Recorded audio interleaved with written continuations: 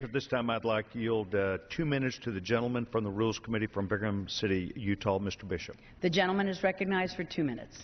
Thank you, Mr. Sessions. Thank you, Madam Speaker. If indeed this will be the 31st time we will vote to repeal what is commonly called Obamacare, that number signifies also the number of job-creating bills this House has also passed and sent over to the Senate. It would be nice if the Senate would actually deal on any of those issues to move us forward on all of these concerns. I do want to speak for just 1 minute here, though, about the concept of the 10th Amendment, one of the task forces of which I serve.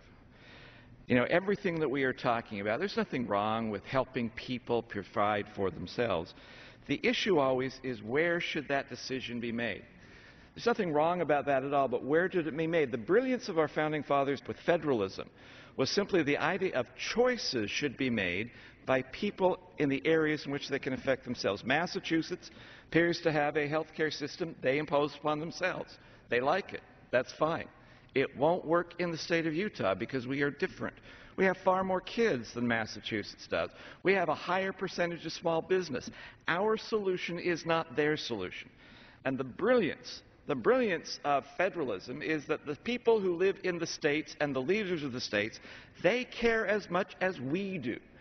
They also can decide for themselves as much as we do. And the other brilliance of federalism is states can decide to be wrong if they want to, without impacting the entire nation. There are some states that may want to have a robust government involvement and tax themselves to do it. Allow them to do so. There are other areas that want to have a less robust government. Tax themselves less. Allow them to do it. Only the states have the ability of becoming efficient, creating justice and creativity in their approaches. My state of Utah came up with a legislative exchange program that better meets the needs of my state, the demographics of my state. It is, in my opinion, still a better way of going, but unfortunately it is stopped by Obamacare. That is not what we should be doing. Not all great decisions have to emanate from this particular body. Now the Supreme Court has said this is a tax. Fine. It must be enforced by the Internal Revenue Service.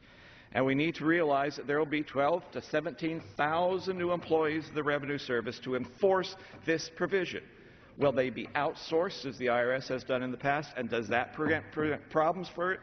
Or will they be funded in-house, which costs us again? Gentleman's time is expired. I appreciate it, Madam Speaker, and I realize there is even greater cost